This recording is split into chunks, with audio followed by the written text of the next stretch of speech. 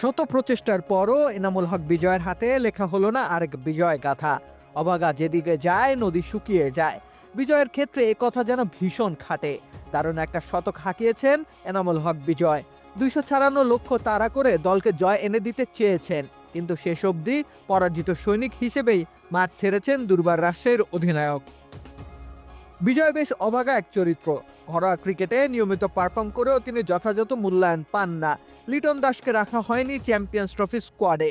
তার হুবহু বিকল্প হতে পারতেন বিজয়। বিগত বেশ কিছু বছর ধরে ঘরোয়া ক্রিকেটে ধারাবাহিকভাবে রান করে যাচ্ছেন তিনি, কিন্তু তবুও তার জায়গা হয়নি লিটনের পরিবর্তে।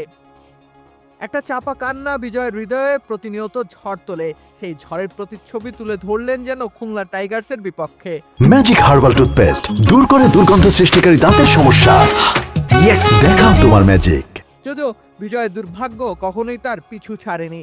বিপিএলে নিজের নামের পাশে প্রথম সেঞ্চুরি যুক্ত করলেন বটে, কিন্তু শেষ অবধি পরাজয়ই হয়েছে তার সঙ্গী।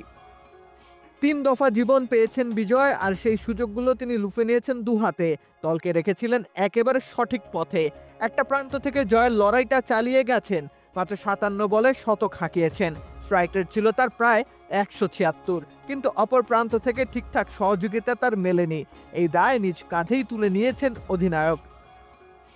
কিন্তু তার উপর তো সকল দায় নিশ্চয়ই বর্তায় না। তিনি তার কাজ যথাযথভাবে করে গেছেন প্রতিবার।